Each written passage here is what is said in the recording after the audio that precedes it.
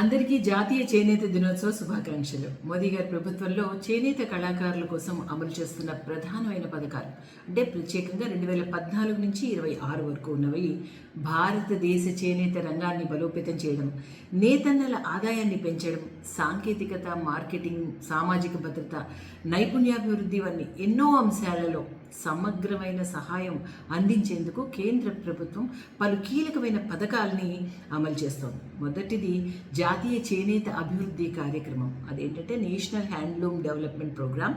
ఇది కేంద్ర ప్రభుత్వాల యొక్క ప్రధానమైన పథకం.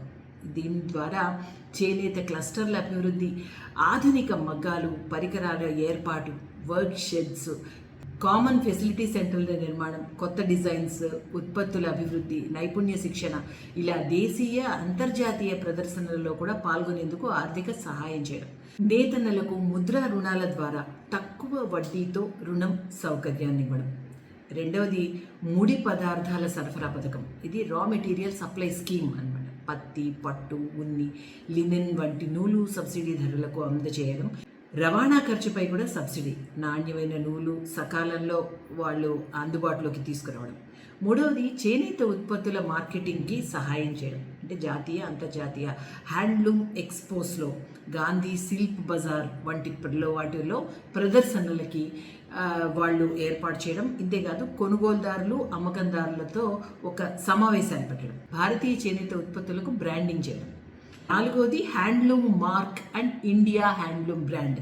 మంచి రకము, నాణ్యత వంటి వాటితో ఎగుమతులను కూడా ప్రోత్సహించడం అన్నమాట. అంటే దీని ద్వారా వినియోగదారులకి ఒక విశ్వాసం ఏర్పడుతుంది ఈ చేనేత వస్త్రాల పైన. ఇంకా ఐదవది వీవర్స్ సర్వీస్ సెంటర్స్. మన దేశంలో 29 కేంద్రాల్లో వీవర్స్ సర్వీస్ సెంటర్స్ ఆధునికమైన డిజైన్స్ తయారీ, అంటే రంగులు వేయడము, ఆధునిక డిజైన్స్, దానిలో ఒక శిక్షణ, స్కిల్ డెవలప్మెంట్ కూడా దీనిలో ఇప్పించడం. ఇంకా సాంకేతిక పరంగా కూడా కొన్ని సలహాలు కూడా దీని ద్వారా ఏర్పాటు చేస్తారు. ఇంకా ఆరోది సామాజిక భద్రత. ప్రధానమంత్రి గారు వీటి కోసం, ఒక సామాజిక భద్రత కోసం బీమాస్ కూడా ఏర్పాటు చేశారు. ప్రధానమంత్రి జీవన్ జ్యోతి బీమా యోజన, అంతేకాకుండా ప్రధానమంత్రి సురక్ష బీమా యోజన ద్వారా కూడా ఈ కళాకారులకి ఒక బీమా కవరేజ్ ఉంటుంది. ఇంకా అదే కాదు, 60 ఏళ్ల పైబడిన అర్హులైన జాతీయ, రాష్ట్ర అవార్డ్స్ పొందిన నేతన్నలకి దీని ద్వారా 8,000 రూపాయల ఆర్థిక సహాయం కూడా అందుతుంది. నేతన్నల 2 పిల్లలకు వస్త్ర విద్యా సంస్థలలో స్కాలర్షిప్ కూడా, చదువుకోవడానికి సంవత్సరానికి 2 లక్షల వరకు కూడా స్కాలర్షిప్ ఇవ్వడం జరుగుతుంది. ఇంకా 7వది ముద్రా రుణాలు. తక్కువ వడ్డీతో, తాకట్టు లేకుండా వ్యాపార విస్తరణకి కూడా రుణాలు ఇవ్వడం, స్వయం ఉపాధికి ఇది చాలా దోహదపడుతుంది. 8ది సమర్థ్, SAMARTH.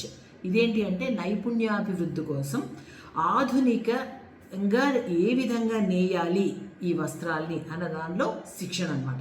డిజైన్, నాణ్యత మెరుగుదల కోసం ఇది. దీని ద్వారా ఉపాధికి, అంటే యువతకి కూడా ఉపాధి అవకాశాలు మెండుగా ఉన్నాయి.